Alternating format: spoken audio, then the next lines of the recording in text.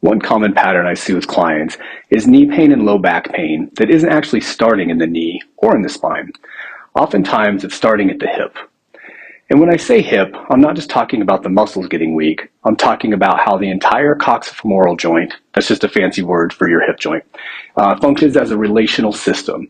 That includes the muscle fibers, joint capsule tension, ligament support, the alignment of the femoral head, neurological tension, and fascial load transfer. So that's a lot of different components that are going to feed in to how your hip actually works. And when any of this complex relationship breaks down, the body continues to move, but forces stop distributing the way they were designed to, and this leads to compensatory patterns, and that's when the knee and the lumbar spine usually start paying the price. I explain this to my clients all the time. The hip isn't just a joint from power, it's a centration joint. So centration just means the ability to maintain the head of the femur into, in this case, the acetabulum, right? So that's centrated when it's sitting right in the middle. Its job is to keep the femoral head balanced inside the acetabulum while the forces travel through the pelvis and up and down through the spine. When the femoral head loses its proper centration, the axis of rotation in the hip starts to shift. So again, centration simply means that it's sitting directly in the middle, and the axis of rotation is where it rotates, where it rolls in, it rolls out, flexion and extension. So when that axis shifts, the muscles around the joint lose what's called their mechanical advantage, or their ability to stabilize the hip. That's usually when the compensations start, and that shows up in the knee and oftentimes in the lumbar spine. So one of the first things I look for clinically is a loss of the segmental activation in the gluteal system, especially the glute medius and the deep lateral rotators. From a relational anatomy standpoint, these muscles don't just move the hip, they also stabilize the pelvis, control the femur rotation, and maintain tension through the lateral fascial chain. And that's the part that connects the hip into the thoracolumbar fascia and even into the opposite shoulder. So what I'm explaining to you is all the muscles that keep this guy kind of centrated or moving well, they all come up and they connect into the sacrum and then up into the low back and then even into that opposite side shoulder. So when the lateral fibers lose their timing or they lose their coordination, that's when we start to see even bigger issues. When those lateral fibers lose timing or recruitment, the pelvis tends to drop during gait, or gait is just a fancy way to say when you're walking. This is known as a Trendelenburg sign, which creates a lateral shifting of the pelvis and a rotational stress down into the knee, as well as creating a shear force into the lumbar spine, right? So normally when we walk, we have this nice reciprocating motion, right? But when our glute medius, which runs basically here and up, when that guy isn't working correctly, we get that Trendelenburg, meaning the hip, instead of reciprocating, it starts to shift to the side. And when it starts to shift, that also creates a rotation. So we lose our ability to smoothly move through the movement, and we start shifting and dropping one side of the hip. So the next area I almost always access is the adductor complex. So the adductors are incredibly important because they serve as a medial stabilizing chain that connects directly into the pubic bone, into the pelvic floor, and by fascial connections, even into the abdominal system. Many of them also connect below the knee, making it a key stabilizer of the lower limb. So when we think about our adductors, a lot of them run kind of on the inside and even down a little bit into the bottom of this pubic ramus, right? And then they insert somewhere along the femoral shaft. So anywhere through here, kind of towards the back, some of them towards the front, and then there's a few of them that cross below the knee joint. So for all terms inclusive, they make the leg adduct, they do some flexion, and then they maintain the joint actually staying in that socket. So when the adductors lose their segmental function, the femoral head often loses its ability to stay in that socket. That loss of centration increases compressive loading, or it can even create some laxicity through the hip capsule. And that's going to change how the force distributes into the knee and also into the sacroiliac, and then obviously into the lumbar spine. So strengthening the adductors isn't just about like squeezing the legs together. It's really about restoring the tension, so the medial hip tension, and balancing the fascial relationship between the pelvic floor and the trunk. Then we want to look at the gluteus maximus, which is one of the most powerful muscles in the body, but also one of the most misunderstood. The glute max has multiple fiber directions that connect directly into the sacrum, into the thoracolumbar fascia. They connect down into the femur, into the backside of the leg, and then they also connect into the iliotibial band. So from a relational anatomy perspective, it functions as a major force transmitter between the lower body and the spine. When the glute max loses its segmental activation, I commonly see clients substituting with their hamstrings or their lumbar extensors.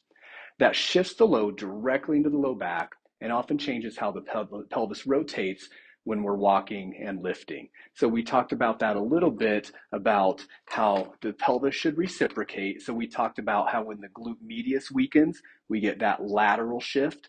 Well, when the different segments or different fiber orientations of the glute weaken, we can get some of those same things. We can get a lateral shift. We can get what's called a torsion or a rotation of the pelvis. So restoring segmental recruitment of the glute max really helps reestablish the posterior fascial tension and improves how load transfers through the pelvis and into the spine.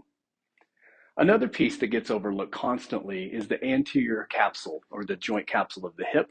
So the capsule sits kind of inside here in this acetabulum, and then the capsule sits a little bit here in the front. So the job of that capsule is really just to keep the femur kind of in place and stabilized. But over time, and especially with like prolonged sitting, that anterior coxifemoral joint, those structures become either compressed, like they're too tight, or they lose elasticity. And so that creates either, again, too much tension, so the femur starts to push up into the hip, that's the compression, or the laxicity, it actually sits a little bit loose, and that's where we can get like some grinding. If it's sitting loose, then it sits maybe too far back or too far anteriorly. It just kind of depends on whether the capsule is compressed or if it's a little lax. Regardless, when the anterior capsule loses its mobility, it can physically alter the axis of rotation of the femoral head.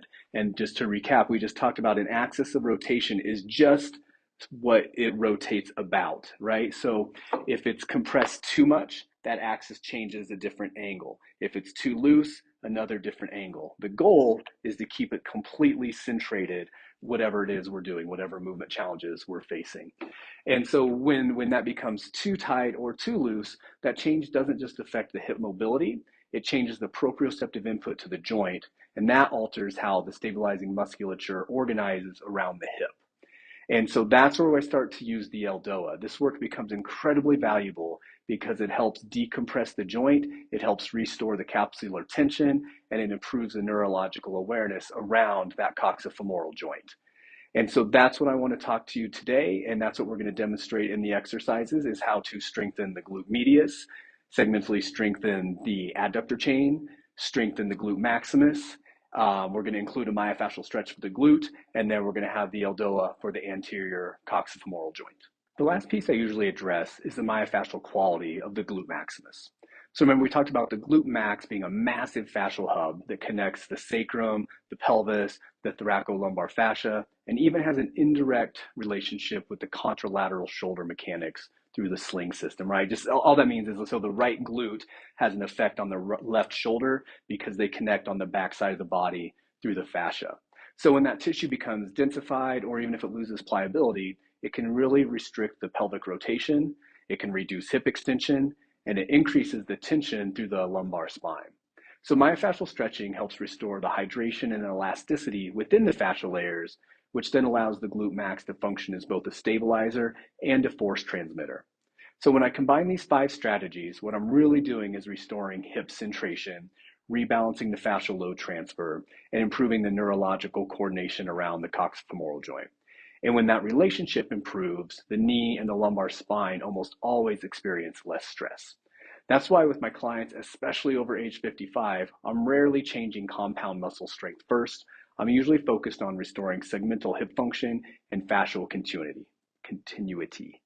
And because when the hip regains its ability to absorb and distribute forces properly, the rest of the system usually starts to calm down. And that's exactly what I'm going to show you today. Okay, exercise number 1 is the segmental strengthening of the glute medius. So in this case, I'm strengthening the left side. So I'm going to take my bottom leg and I'm going to bend it to about 90 degrees. I'm going to have my head just relaxing on my arm.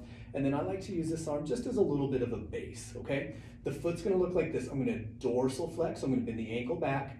I'm going to turn the toes and the knee towards the ground. So that helps with the internal rotation capacity of the glute medius. And then I'm going to start with my leg back as far as I can. I'm making sure my hip stays aligned, so I'm not letting my hips roll backwards.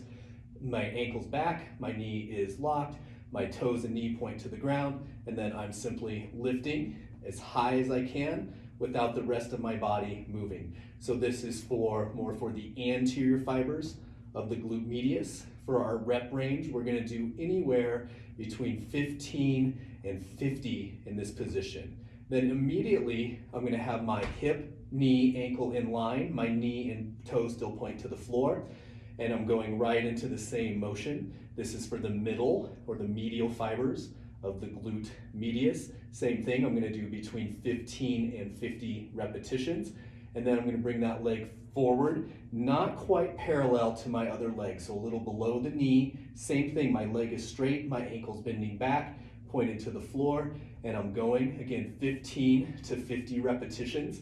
This is for the posterior or the back side fibers of the glute medius muscle. Once you complete all your reps on one side, you go to the other side and you do the exact same number of reps, and we'll do between 2 and 3 sets. This is segmental strengthening of the adductor chain. So I'm laying, I have my ear, shoulder, hip, knee, and ankle all in line. And then from there, I'm going to take my top leg and step it over. I like to hold on to it. If that's too much, you can put a block under your foot so it's a little higher, but if you have the hip flexibility, we'll just grab right onto the ankle or the foot. And then with the bottom leg, I'm going to dorsal flex the ankle, so I'm bending the ankle back. The knee and the toes are going to rotate up toward the ceiling. I'm going to bring the leg behind me as much as I can, but again, I'm not letting my pelvis move. My pelvis is fixed. And then from there, I'm simply lifting that bottom leg. I'm keeping it behind me, and I'm lifting it up to the ceiling for somewhere between 15 and 50 repetitions. Then I line the leg up directly in line, so my ankle, knee, and pubic bone are all in line. Same thing, I'm just lifting it and lowering it, keeping the knee and the toe pointed to the ceiling. Same thing, 15 to 50 repetitions. And then I'm going to bring that leg forward till it almost touches my opposite heel. Knee to the ceiling, foot to the ceiling. Leg is locked, and I'm simply lifting that leg as high as I can. It's the same repetitions. I'm doing somewhere between 15 and 50 repetitions. Once you finish that, you simply flip over and you do the other side. This is the segmental strengthening for the glute maximus. So there's going to be multiple leg positions. I'll show you all that in a second. What it's going to look like from the side is I have my knees bent where I can pretty much touch my heels. If that's too much on your knee, you can walk it out, but that's a rough estimate of where you want it to be. And then when I do the actual exercise, I'm tucking my pelvis, so I'm kind of rounding and pushing it flat to the ground.